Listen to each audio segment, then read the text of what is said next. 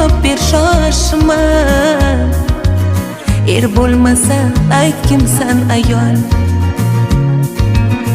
Kelin yanga turarlar qopib,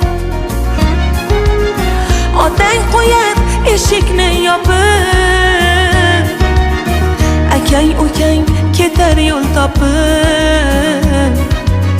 Er bo'lmasa ayt kimsan ayol. Har neylarni qilmasin xayol. Dunyo juftlik yaralgan asli. Er va ayol odamzod nasli.